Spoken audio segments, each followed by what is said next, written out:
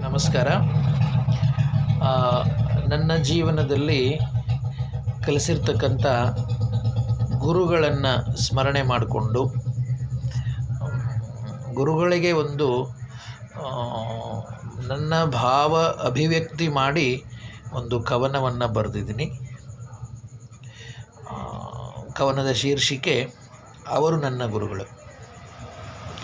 ಅವರು ನನ್ನ ಗುರುಗಳು, ಎಲ್ಲರಂತೆ ಅಲ್ಲ ಅವರು. ಪ್ರೀತಿ ಪ್ರೇಮ ತುಂಬಿದವರು, ನನಗೆ ಸ್ಫೂರ್ತಿ ಕೊಟ್ಟವರು. ಕಾರುಣ್ಯದ ಮೂರ್ತಿಯವರು, ಸಾಧನೆಗೆ ಸ್ಫೂರ್ತಿಯವರು. ಪ್ರಣತೆ ಹಾಗೂ ಭಕ್ತಿಗೆ ತೈಲದಂತೆ ಅವರು ನನಗೆ. ಅವರು ನನ್ನ ಗುರುಗಳು, ಎಲ್ಲರಂತೆ ಅಲ್ಲ ಅವರು.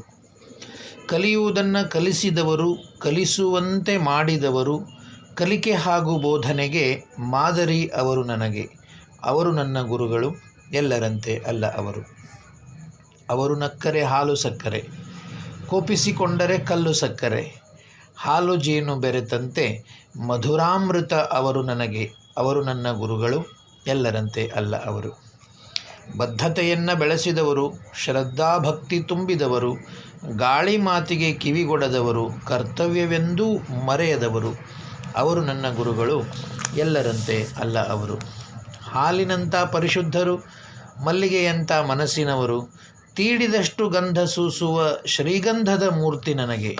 ಅವರು ನನ್ನ ಗುರುಗಳು, ಎಲ್ಲರಂತೆ ಅಲ್ಲ ಅವರು.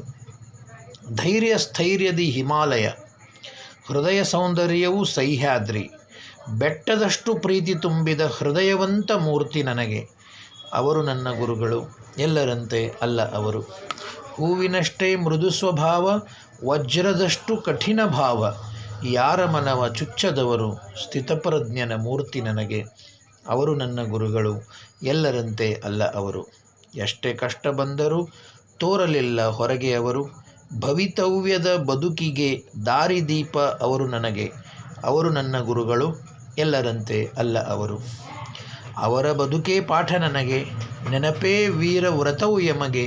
ನನ್ನ ಜೀವನ ಭಕ್ತಿಗೆ ಮುಕ್ತಿ ಶಕ್ತಿ ಅವರು ನನಗೆ. ಅವರು ನನ್ನ ಗುರುಗಳು, ಎಲ್ಲರಂತೆ ಅಲ್ಲ ಅವರು.